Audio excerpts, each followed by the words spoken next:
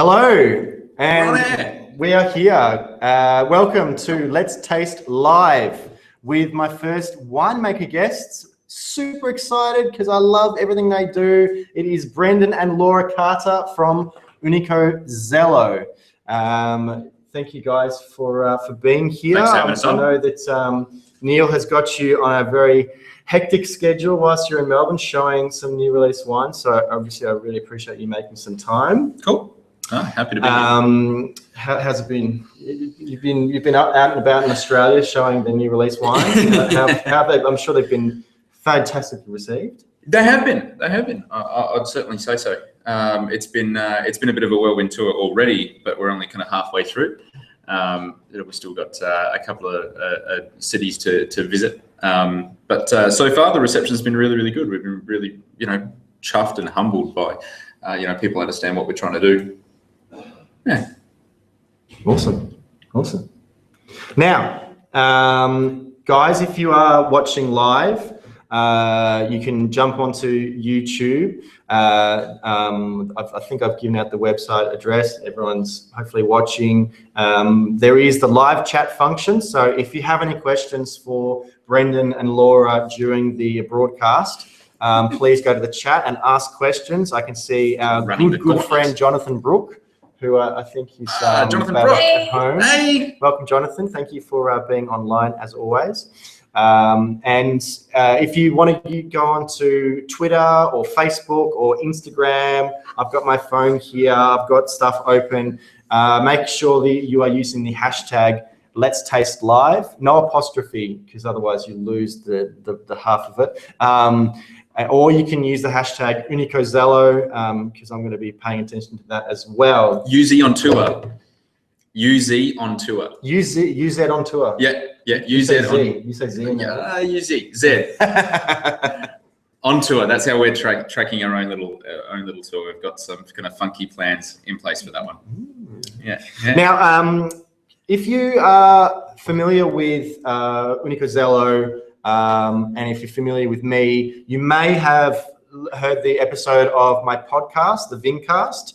I think it's episode 43. It was a fun excursion, wasn't it? Because it was a bit convoluted. Yeah, we were over late last year or the beginning of this year. Yeah, I think it was beginning of this year, and then we're gonna have to cut it short, and then And so we did the second half first, and then we went back and the first half via Skype. Yeah. And Laura was on the Skype part of it, so it was. We're together now. We're all here now. We're all here. But it was certainly one of the more unique episodes of the podcast. So definitely, guys, go to www.intrepidwino.com/the-vincast and download episode 43. Have a listen because it is a fantastic story. We're not really going to get too much into it here, but it talks a little bit about Brendan's background and how he met Laura and working vintages overseas and lots of really awesome stuff that they've done that all feeds into the Unico Zelo story. So really, really worth listening to.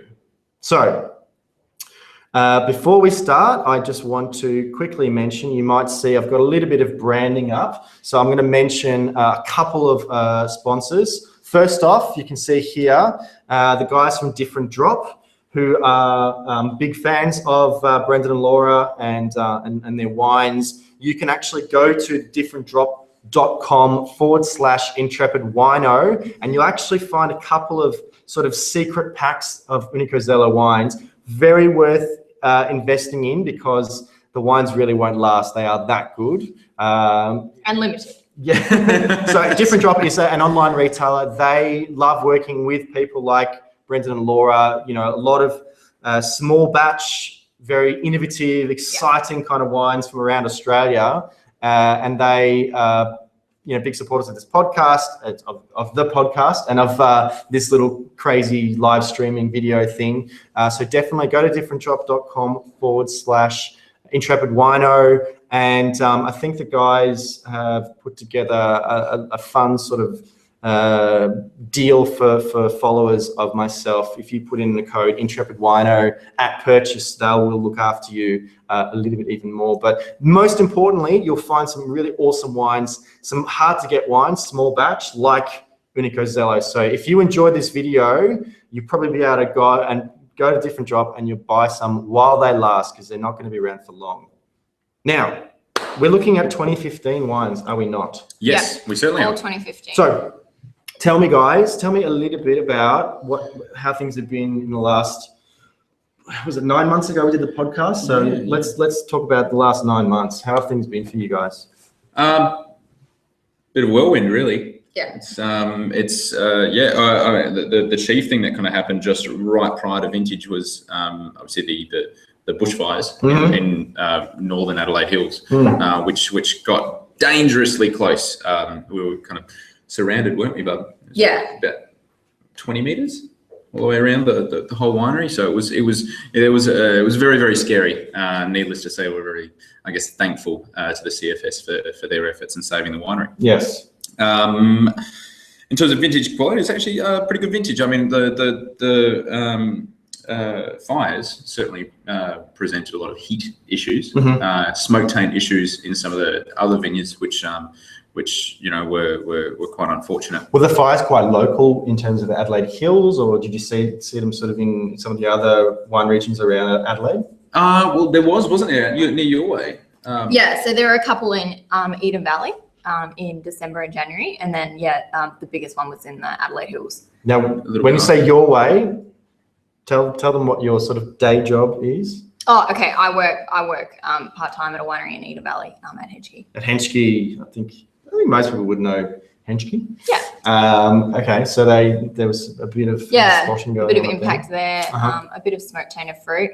But overall, considering the extent of the fire, there wasn't too much affected. Okay. And it was early enough in the season that it wasn't timed with ripening in grape, so that was really unfortunate, actually. There's also like a lot that we're still learning about smoke taint and how it actually affects grapes. Like we only know half the story at this stage, so and a lot of it sort of comes out with time. We're quite fortunate that we source fruit. I mean, primarily from Adelaide Hills, but from a bunch of other regions. So our growers were quite lucky.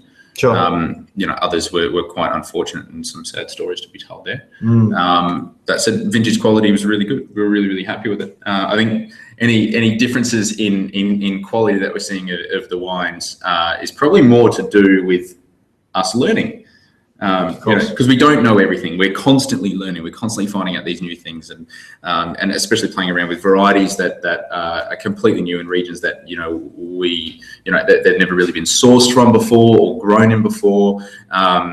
We're learning in spades every single vintage. Yeah, and it was about our third year working with a lot of the vineyards now, so just learning more about like when to expect ripeness and acid retention and, watering regimes and things like that, which have really helped. Yeah, basically we're getting better at the geeky stuff. But no, it's, that's it. Right. Yeah. All right. First wine. Go for it. Yes.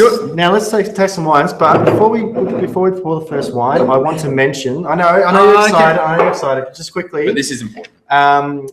Now, the other supporter of these videos and my podcasts and stuff like that is Plum. So Plum. Is it Plum or Plum? Well, most of we call it Plum. Plum. Is Plum? Is it Plum? Kind of the correct. Okay. Sorry, guys. Plum. 2 M's. I'm gonna check on that. Okay. if anyone from Plum or Plum is watching, please. Yeah. Can you confirm how to pronounce it? Plum or Plum? Is it his way or is it their way or my way? Cool. This business, Plum is an Australian company. The glasses were designed here and they're made in Europe. They are crystal, very high quality. They did a lot of research and they made it a lot more simple for people because they kind of felt that it's really not as necessary to have a different glass shape for every conceivable grape variety or wine style. Realistically, you need 2 white, 2 red, and then a flute for sparkling wine. So we are using the white A. The white A glass is ideal for aromatic varieties, wines where they're quite vibrant, particularly in youth. We want a nice focused sort of shape to get it right up our nose, basically. So thank you guys. Thanks, Plum, for supplying the glasses for today. Let's get tasting, shall we? Cool. Awesome. So what are we looking at? What's first? We thought we'd actually start with probably our most popular wine last year. Oh, Jonathan said Henschke represent. Thanks, Jonathan. So this, I guess, speciality, the thing that we really like playing with is Fiano. And Fiano is kind of the variety that has sort of put you on the map in a big way. Because you've done it, guys. Hashtag Fiano man. There's another hashtag for you. Yeah. We love hashtags. We're filled with hashtags. It's a generational thing, I'm sure. All right. Yeah, definitely. So Fiano, super exciting for us. Yeah. Okay, so absolutely. The Fiano is coming from one place. No. We went a bit Fiano crazy this year. We did 6 different Fiano variations of site and also variations of style. All right. Within the within the one variety. So where's this Fiano from? I mean, I suppose this Fiano is actually it's the new iteration, isn't it? Of the Fiano we did last year. Okay. Yeah. So it's a blend of a couple of vineyards, all from the Riverland though. Right. So one in Barmera, one vineyard in Barmera, which is organic, really clay-rich soils, sort of more heading inland along the river towards Victoria. Yep. And then the other vineyard is Waikerie, so a small portion of that, which runs along the banks of the river. I suppose this was the wine that you say put us on the map. It's not so much about that. It's more about proving a point about the Riverland. And how it can actually succeed in creating, really, really expressive wines with wonderful acid retention, that we don't need to ameliorate or play with in the winery, as well as have incredibly high water use efficiency. Sure. So, it basically, it's like we call it the Australia filter. So you need to apply the Australia filter to any variety that we're bringing in here. It needs to be able to retain its acidity really well. It needs to be able to use its water really well. One thing is we in our philosophy, don't like to add any acid. We don't feel there's a need to, especially with varieties like this. And on top of that, water's our most limited resource in Australia. Right, so of course. It's certainly something that we want to be very, very concerned about. Particularly when you are talking inland. Well, yeah, the continental continental areas, continental climate. So the point here was to make a very clear point about the Riverland. It's not an unsustainable region, and it's not a region that's all about bulk wine. It's just a region that's still searching to find its own cultural identity. And we like to do that with making Fiano. All right, let's have a look. There's a bit of color. Yeah, I like the color. Is the color just coming from the variety, or is there a little bit of skin contact? I mean, pre-fermentation. Yeah, definitely skin contact. That's something that we sort of employed pretty much when we started making Unico Zelo wines. It's something that creates generosity in the wine. Particularly with Fiano, it's a naturally phenolic variety, quite thick-skinned grape. So to put it on skins would be something to enhance that character, because why would you want to make a variety that doesn't taste like that variety? Right. I in my experience, in tasting and selling Italian wines, I find that a lot of the Italian white varieties are, not a lot, but a number of them are reasonably neutral when made, in a very straightforward way, just pressing and fermenting the juice. A lot of character comes from skin contact or lees contact. You're just getting a little bit more of the character of the variety, and I would argue that that's getting more character out of the terroir as well. Yes. It's okay. I mean, you got to kind of sometimes look at I guess how those varieties evolved in each of those regions. There's a number of different factors that were at play. That why is Fiano in Campania? Why is Vermentino in Sardinia, for example? Why do we have Nebbiolo in Piemonte? And of course, like I said, there's a number of different cultural things. But one thing to keep in mind is that, and it's something that also we make a point with the wines, is we don't employ refrigeration. We don't actually chill any ferment. They all get very hot. And refrigeration is actually a relatively new concept in winemaking. So a lot of these, white wines. You would argue that, historically, wines coming from a much closer, the fruit is going from here to here, and Not being it's chilled. not being transported long. It's not so much about know, transportation. It's about during the fermentation, for example. A lot of these, let's just say use Fiano as an example in Campagna. Yeah. They didn't. We're saying that a lot of Italian whites seem a little bit bland, a little bit boring. Without a little bit muted. Using more conventional winemaking methods. Well, let's take the conventional winemaking methods out and make it how probably they would have, to begin with. And so we're looking at skin contact prior to fermentation. Not a lot, but enough to be able to handle the heat. Sure. So when you got to think when a fermentation gets hot, we lose aromatics just through the ambient temperature of it. Mm-hmm. But we start doing fun things. We complex out. Oxygen and temperature are the biggest killers of aromatics. Yeah. I'd argue the opposite. I don't think you kill aromatics. I think you certainly change. Well, if you think about carbonic maceration, that's an anaerobic environment. You're protecting it from oxygen, and that's enhancing aromatics. It's also, look, there's a flip side to carbonic maceration. The fact that it's an enzymatic process. This is actually a yeast-based process, which is not enzyme, it's a fungus, and so it is a very, very different fermentation. Those really bright aromatics you get out of carbonic maceration, even in whites, happens due to a very small enzymatic based. I guess we call it a fermentation, which is technically a conversion inside the berry. So I'm geeking out right now. Oxygen. It's another wonderful thing. It's like when we went for dinner a few months ago. I know, right? So we're definitely geek buddies. Okay, so it gets coloured from skin contact prior to ferment purely because we don't refrigerate. We do need to have a bit of foresight in winemaking. Is there any kind of crush or press before it arrives in the winery? Yeah. So it arrives in the winery and then we crush it. Right. The whole bunches. Whole bunches. Rock up. Yeah. Okay. We hand pick everything. We don't machine pick. So you'll do a crush and then leave it overnight, a couple of days, up to 72 hours in this instance. Is that? There's no temp, so it could start fermenting. Oh, it does. So it starts most fermenting. Definitely. Okay. So yep. Cool. Okay. So there is some color here, guys. It has some lovely exotic fruits. I really like that. It's more in that kind of guava area for me. It's not sort of exotic like pineapple or not really like mango. Maybe a bit of pawpaw, but it's some nice kind of exotic stone fruit. Stone fruit, yeah, most definitely. Peach, apricot, that kind of thing. Let's taste.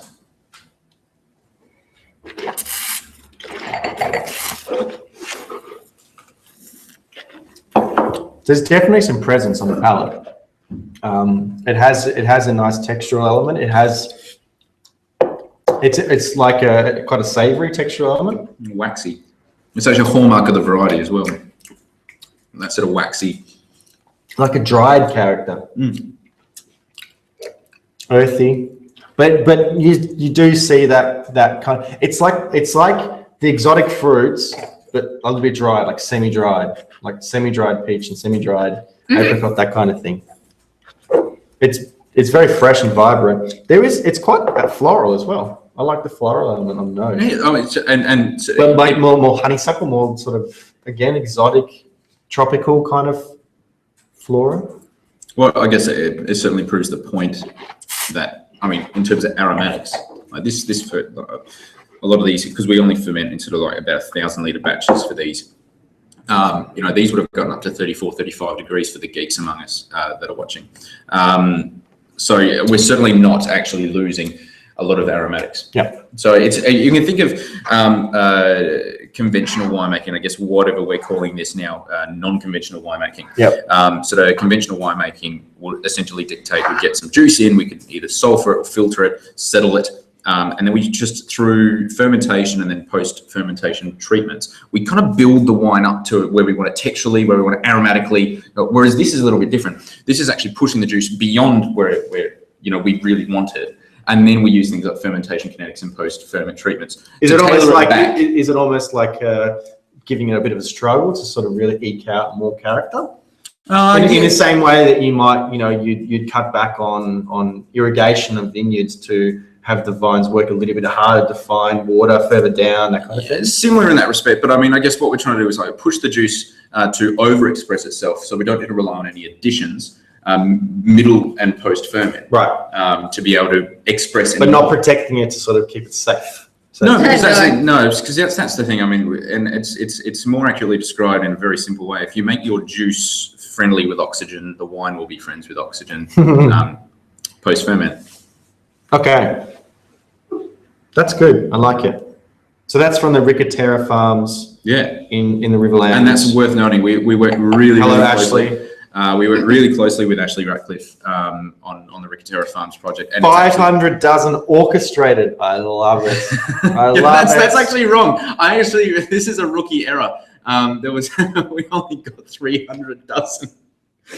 Okay, so if you're currently tasting a bottle of Jade and Jasper, there's a statement on the back which is not true. I think there's certainly one person who's tasting this one. Get out your little marker pen and change 500 to 300. 300. We didn't actually get that much left already. We kind of printed the labels before we bought the wine, and I'm walking around the winery going, "Oh, that tank, yeah, it's about 1,000 liters. I hope."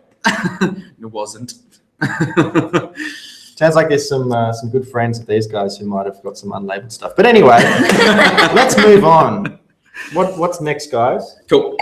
Right, so River Sand. River Sand. Next. River Sand. So another Riverland number. Yep.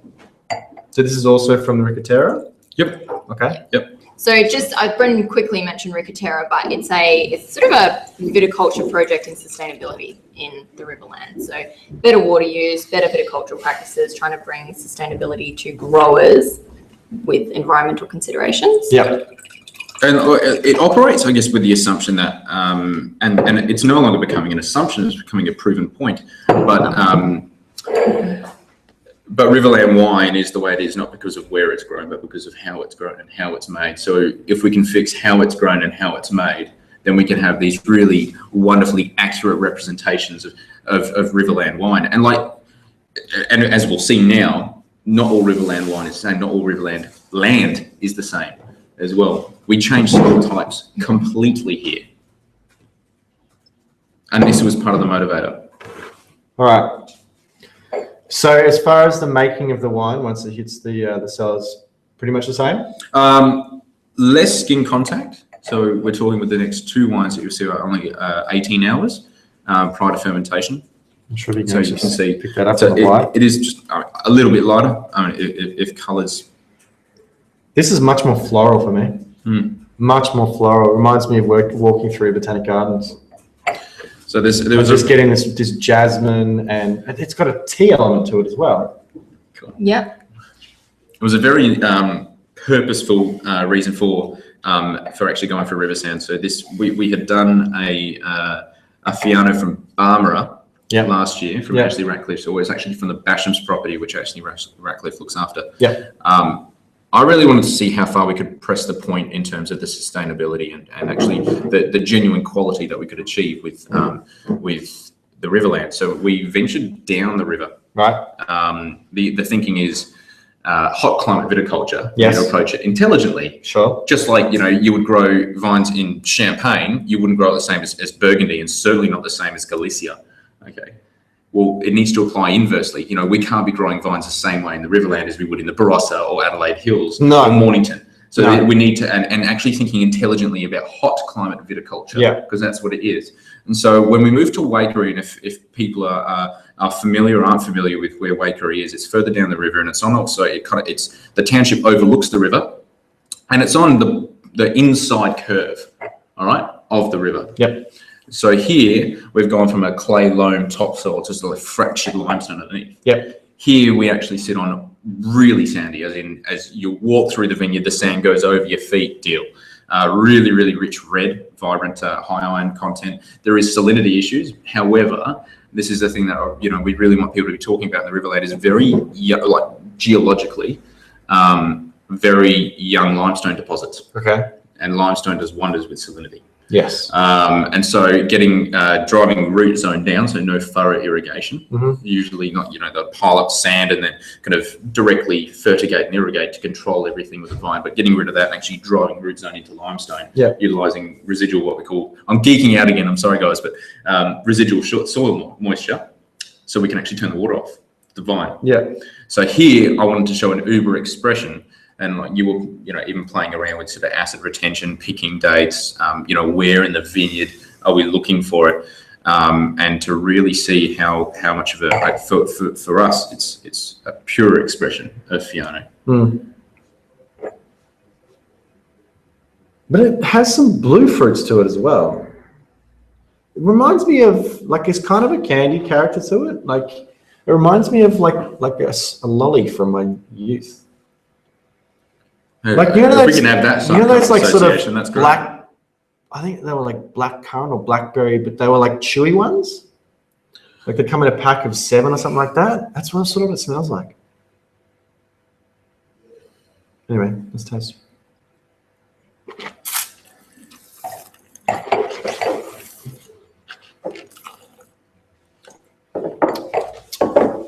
This one's a bit leaner, a bit tighter. Yeah, but you can see the chalky minerality. Yeah. That comes from, I think, a lot to do with the limestone. I see feel that the character salinity. in, salinity, and other varieties grown on similar soils. We'll touch on that then again. This on the palate, I think is probably more what I'm familiar with as far as Fiano, Italian Fiano. Absolutely. But again, like it's exuberance of fruit on the nose. I love it. It's so inviting. But it's not it's not overpowering. No. Like it's very well contained. It's got the concentration, but it doesn't actually have the density or the weight of.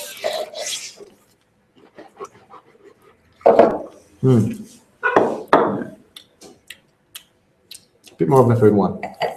Yeah. A bit more of a food one, in my opinion. Cool. Right. Lovely. Continue me on this Fiano excursion. So for the last Fiano that we'll be showing today,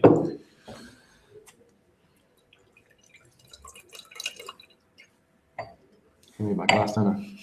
My lovely Bloom plum glass.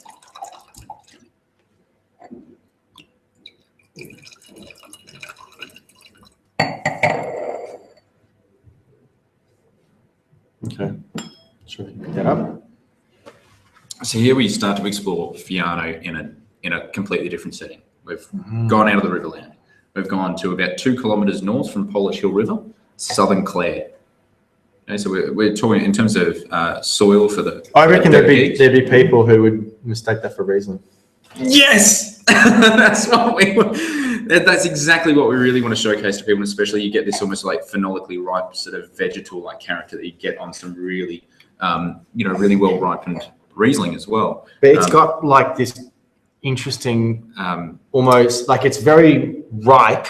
It's like a fusely character. Lime rind. Yeah. So here, almost like a candied kind of. Again, I hate to use the word candied because it makes it sound bad, but like key lime pie. Yeah.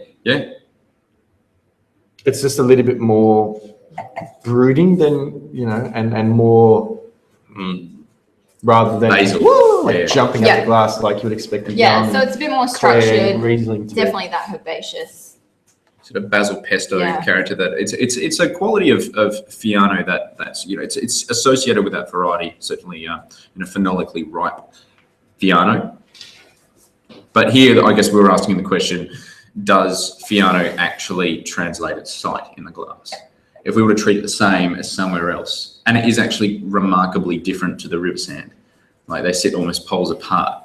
And you should see, I mean, when we're going to come out later in the year, we've got a Adelaide Hills Fiano as well. Wow. Which we're just taking our time with because it's like a really sort of lemon fresh puckering style of Fiano. It's fantastic. Now, it's brilliant. One thing that I will sort of talk about is that Fiano is best known from Campania, particularly Avellino. In Avellino. And that is it's elevated, but it's quite a maritime climate. Like it is relatively close to the coast. Not massively, but It's like pretty sheltered though. Yeah. It's there's They regard themselves as like Alto Adige of southern Italy. So like you can't see anywhere in Avellino, you can't see the ocean. There's lots of, it's not even just like that. It's like they're volcanic mountains. Yeah. They're huge. Yeah. It's massive. very mountainous. It's protected by Vesuvius, isn't it? Oh, well, Vesuvio sits certainly in front of it, in between that and the ocean. Right. But then, like, if you've ever been to, like, or crossed from sort of Sorrento to Puglia, it's really mountainous, like really mountainous. Yeah. So it's completely protected. Yeah. Like physically, it's pretty reminiscent of the Adelaide Hills. It's to look at. Yeah. And the feel. But as far as like Adelaide Hills has that proximity to coastline. To the coastline. It's probably even the same. Riverland or more than certainly more than Clare Valley. So then comparison. I suppose you've got a mountainous climate plays a continental climate. Mm-hmm. That you get in Clare Valley. This looks sandier somehow. It's red clay, like a clay loam on shale. Mm-hmm. So sort of really broken up slate and compacted. It has kind of like almost like a mature stalk. No, Mm-hmm. I don't know why. Like approaching sort of brambly, holly kind of interesting. Like it's something that you'd probably be more likely to see in a red wine. Yeah.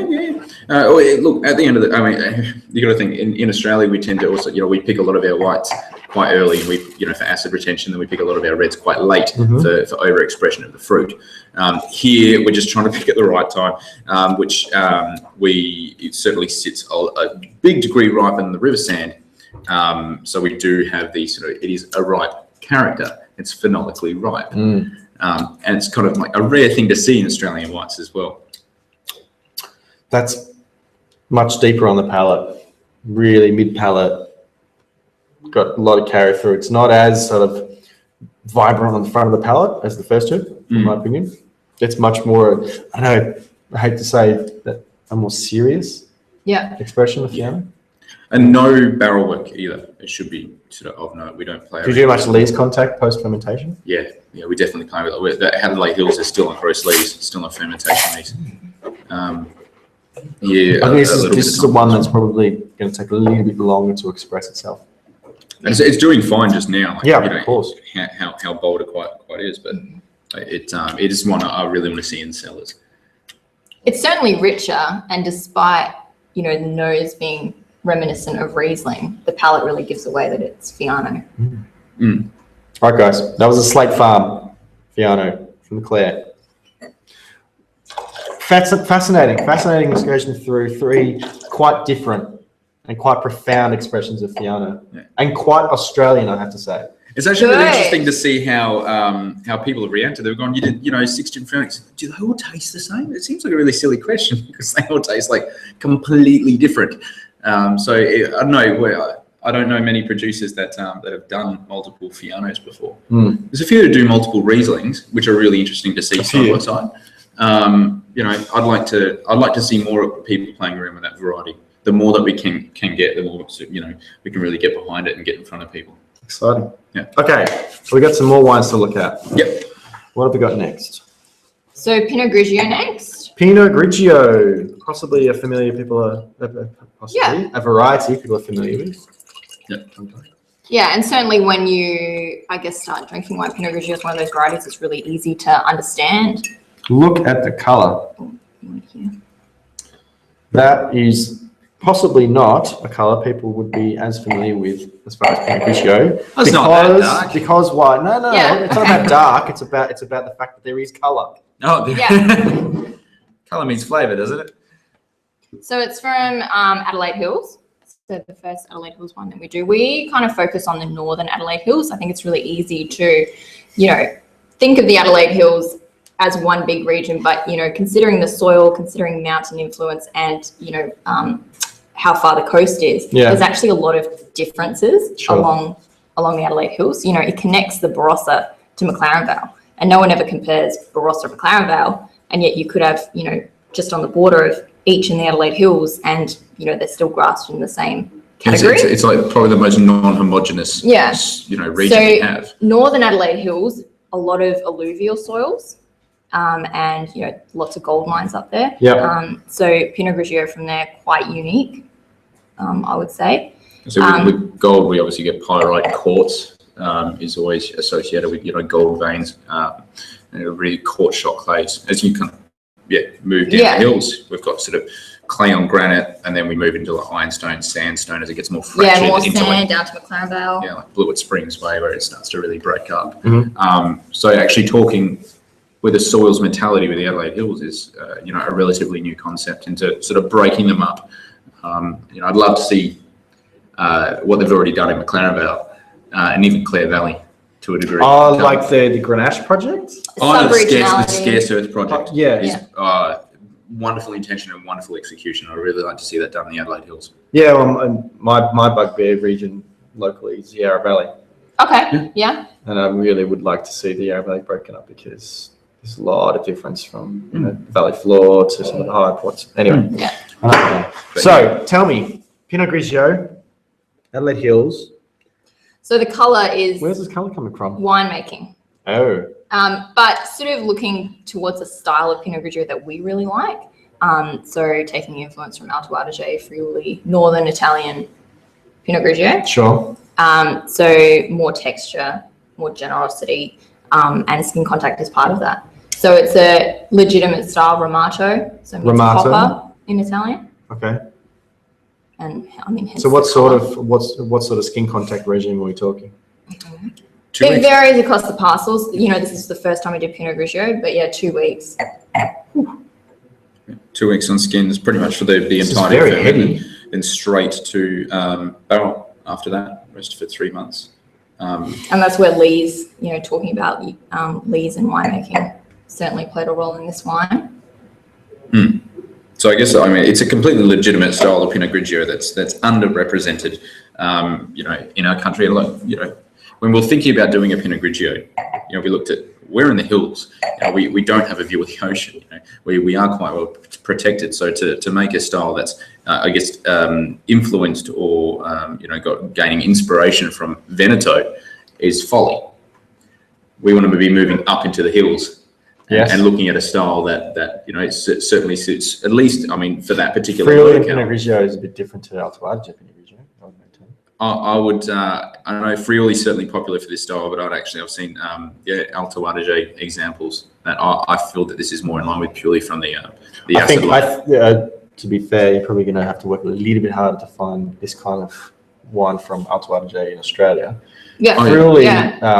Friuli has much more of a history of skin contact whites, Pinot Grigio maybe, but more in the line of Friulano, Malvasia, Ribolla Gialla. I love how you say that. Oh, thanks. What's going on here? I've said it a few times. But Pinot Grigio absolutely is a variety that is commonly used. But skin contact, people think of skin contact or, dare I say, orange wines as really concentrated, really dark, very oxidative. Whereas, you can have a little bit of skin contact and introduce that character into the wine, but it'd still be very vibrant and fresh and have, good bright acidity and have plenty of yummy, fresh fruit character as well. But you're just getting a little bit of the texture and you're getting a little bit of the color. It does have that kind of burnt color to it, but it's not orange. No. Copper. Yeah. That's probably the most accurate term, really. Sometimes they're pretty good with their naming in Italy. Ramato copper.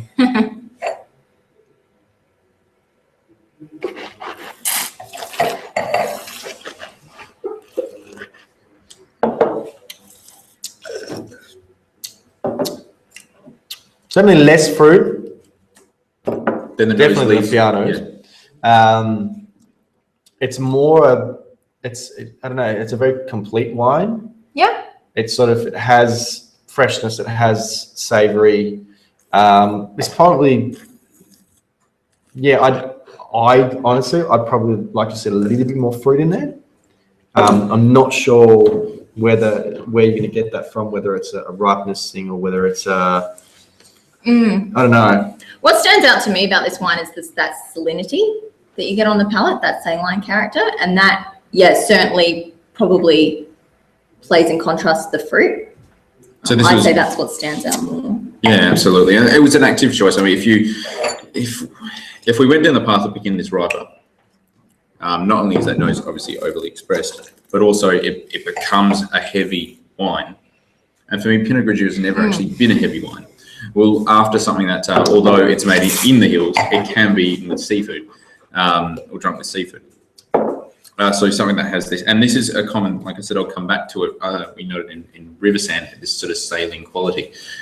That's something that I actually believe that Australia can do really well. Yes. At the moment, there is this kind of thing about Australia does fruit, it does big, it does value for money, it does bang for buck. And I'm like, maybe we just need to take a step back and sort of analyze ourselves. What I'm noticing, at least, and this could just be me, and I'm okay with that.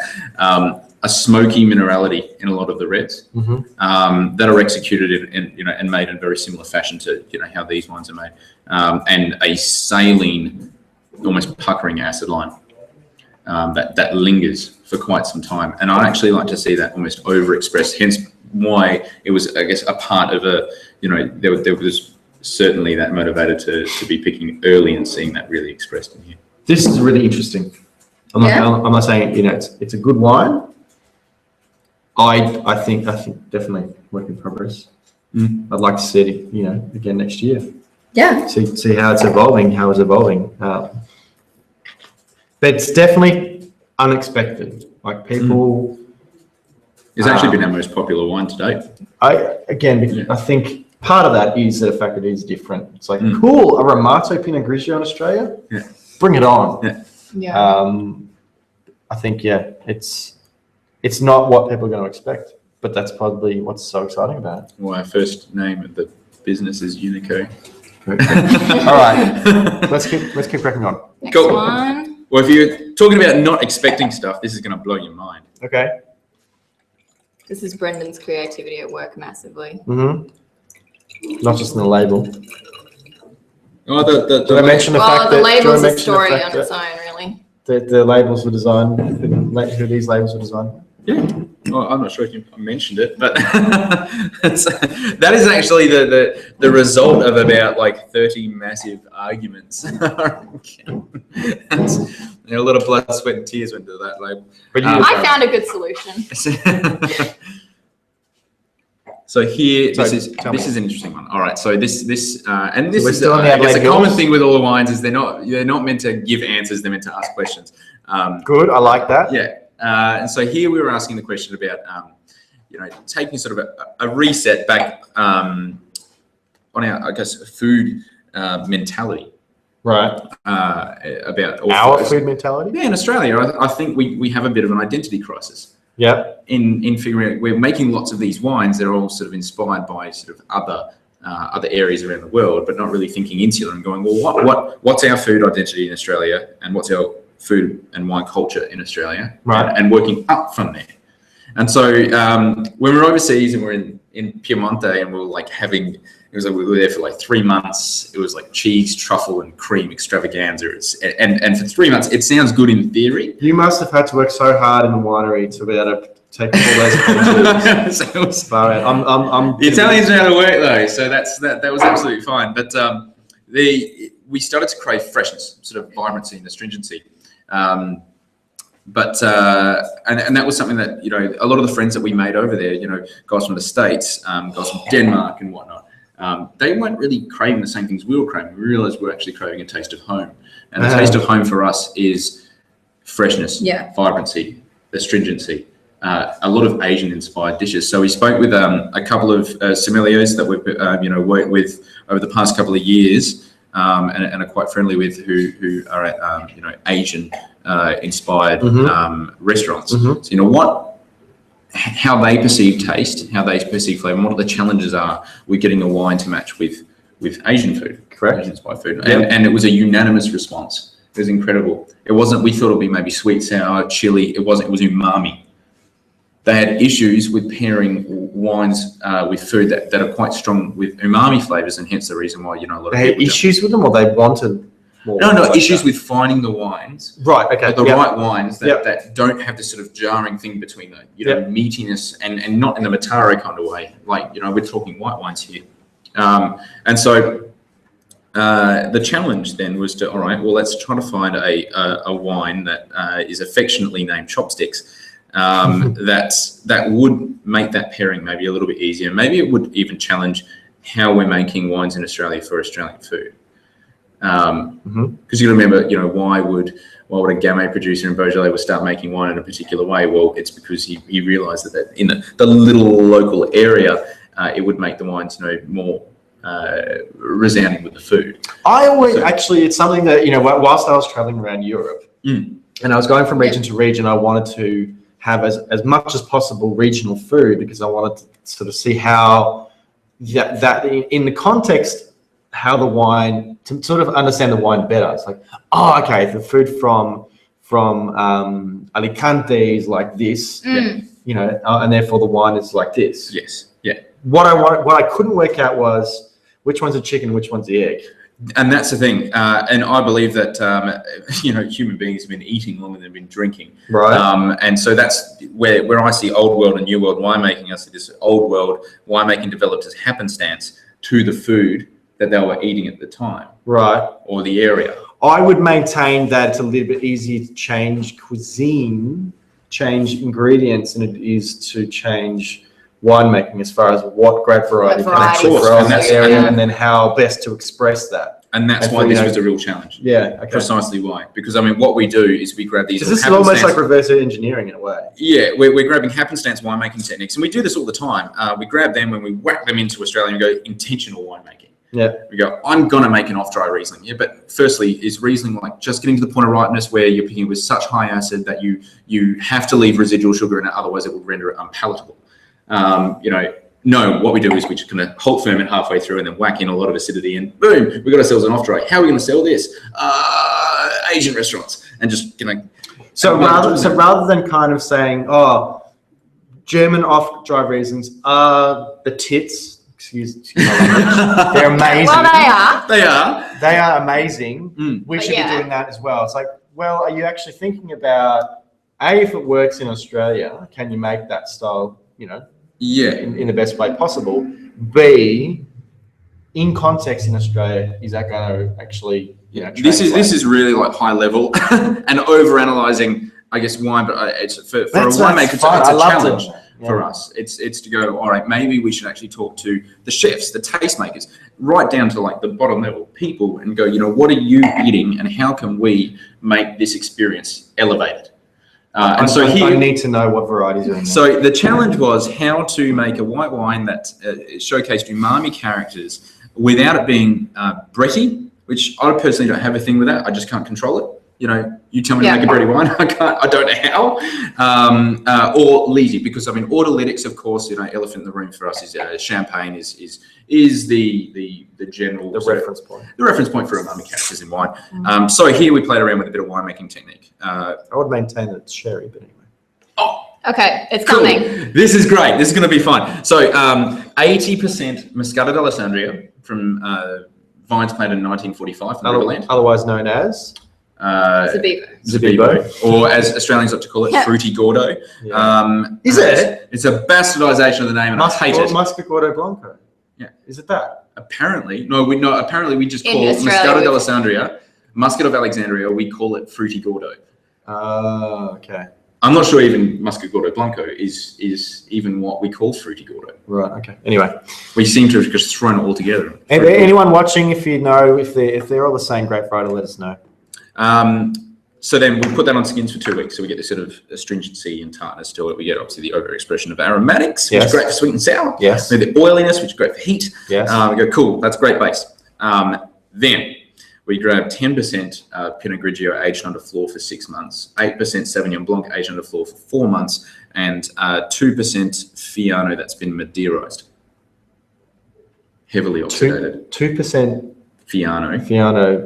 Okay, explain to people what. A, explain to them what floor is. Yep. B, explain to them what Madeirized means. Okay, so floor, of course, is a I guess we're aging very, very similar to what we would know as the sherry method, aging under floor.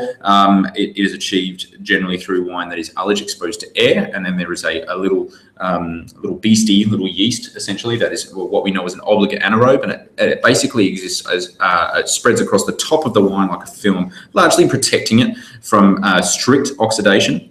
Still allows an airflow to it, yes, but allows the buildup of a couple of interesting things: aldehyde and a rancio character. This sort of sherry taste generally presents itself as a nuttiness on a back palate of a wine. And so we played around. I mean, these are aging underfloor for a very long time. So we're seeing the aldehyde effect more so, which is intentional. The rancio is very, very light. Because the back palate of this wine largely comes from the Fiano, and Madeirization is not dissimilar, but it's heavy oxidation and quick oxidation when exposure to heat. And so we're not talking, once again, a large quantity of this stuff. We're talking in the vicinity of about 60 litres. But it was a real winemaker's wine. This is certainly not a reflection of the vineyard, which I believe all the vineyards in this instance are certainly warranted of a separate expression, but this is more about challenging the idiom of winemaking in Australia. But now that you talk about it, the wines that have the umami character, you would argue, are the most winemaker wines. Champagne, fortified wines. Floor. Like there is a lot of technique going on there. I mean, generally umami presents itself. Let's taste. Cool. Come on. Sorry, I waffle. It's really compelling on the nose. There's a lot of stuff going on. A lot of stuff. I'd almost like to. Just give me 1 second. Well, this is the evolution of esoterico. He's running out of the room. It didn't smell that bad, did it? Is it me? He's coming back with another glass. Oh, he's cracking out the Plum white wine glass B. Okay, so guys, this is the glass B. It is designed more for not aromatic, more complex varieties, and I want to compare. I really want to compare this because I feel like I'm only getting a flutter in here. So what other varieties would you normally put in that glass? Chardonnay. Yeah, would be the first one. Viognier. Yes. Yeah.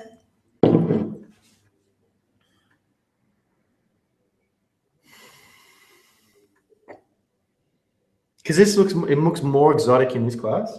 This one looks much more complex.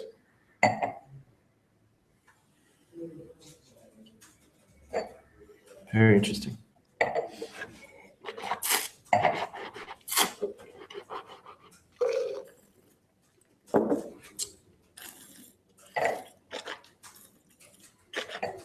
That is, whoa.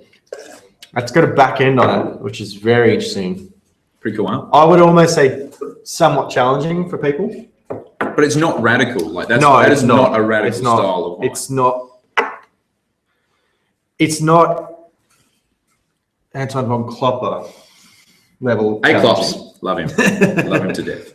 It has that kind of just on the back end. It's got a little tail of chunky. And it's so slight, and that's that was the game. That kind of, not even umami flavor, but umami texture. Yeah. We literally did like soy sauce on the back of that to determine the blend. Kind of like it was a strange kind of twist on tequila shots, licking soy sauce. It's an unusual flavor to associate with wine. It is. But I love and adore Asian food, and certainly I love and adore wine. So trying to pair them together. In fact, I think I've got some lovely Thai takeaway waiting for me when I get home to the girlfriend. But this would pair beautifully with that, I think. It's quite different. Try it out. It's really very interesting. I love it. I think it's fascinating. That's probably the most compelling for me. It's a pretty cool one. Very, very interesting. Very delicious. Very food dependent. I would think that's quite adaptable. Like you could pair that with a lot of different stuff. Oh, we've seen a lot of interest in Moroccan, like a lot of Arabic. That's one of those. Yeah, because Arabic food is one of those. I think Arabic food and Indian food, Middle Eastern food and Indian food probably generally considered to be the two most difficult to pair with wine. The other really interesting... That one is going to work. Native Australian has been another really interesting twist, displaying both between Asian and Native Australian sort of, or Native Asian ingredients, the same idea of freshness, vibrancy, astringency. They both look really great, generally fermented and processed. So there is this sort of commonality between the native Australian cuisines or foods that we have here, and Asian. Look, these white wines have been absolutely outstanding, in my opinion. I think some of them are definite drink now propositions. Some of them are, let's sit on that for a little while. I think some of them you've achieved exactly what you set out to do. Some of them, I think it's going to take time, vintage to vintage. It's going to be a bit of tweaking. But by and large, guys, if you have tasted these wines before, I'm sure you'll agree, some of the most exciting wines in Australia at the moment. I highly recommend seeking them out. Please keep in mind that these wines don't last. Go and see your trusted retailer, independent retailer of choice in your capital city. If you're in Adelaide, you're probably lucky enough to be able to drive up to Gumaraka to actually buy them from the source. Yeah, come and visit. They're also doing some other interesting things. You can check out their distilled products, perfumes. Fragrances. Lots of stuff. Guys, thank you very much for joining us today. Thanks for having us on board. Thank you everyone for watching, of course. Hit me up. I want websites. I want social media. Lay it on me. We got so we're giving it to you. Instagram, Twitter. Yeah, Instagram. Barrel Bug. Barrel Bug. Yeah. Brenda Vino. Not Branda Vino. Brendo Vino. And Unico Zelo, Facebook. We keep it simple. And website, just unicozelo.com.au. Fantastic, guys. Thank you very much for tuning in. Jonathan has confirmed Muscat of Alexandria is the same as Frigor or Frigilexia. Thank you very much. Cool. Thanks to the guys from Different Drop for your support. Guys, you can obviously buy the wines from them. And thanks to Tom for joining us on the stream and commenting. Thank you, Neil from Frank About Wine, for bringing these guys in this evening. Guys, you can follow me on social media at Intrepid Wino on Twitter and Instagram, and you can follow me on Facebook, facebook.com/Intrepid Wino. Of course, please like this video if you're watching it after the fact. Subscribe to the Intrepid Wino channel. Go to the Let's Taste playlist. You'll find every little video that I've made, both live and pre-recorded. Go out and buy some Unico Zelo wines, guys, because they are really awesome. But thank you very much. And so I got to do this before this has to be done online. Yeah, okay. So this is awesome. So now I can actually, we've been going around Australia and we've just been selfieing. I know it's very tacky, and if Dave Brooks is watching, I know you hate it. But we're just trying to showcase, I guess, that there's a lot of communication and a lot of small producers that are really getting out there and showing these things around. So if you're finding another small producer, let's just say out of Tasmania or out of Victoria, and you love their wines but you can't seem to find them, then certainly ask at your independent retailer. They're only more than happy to come and visit, show them the wines, and thanks, Plum.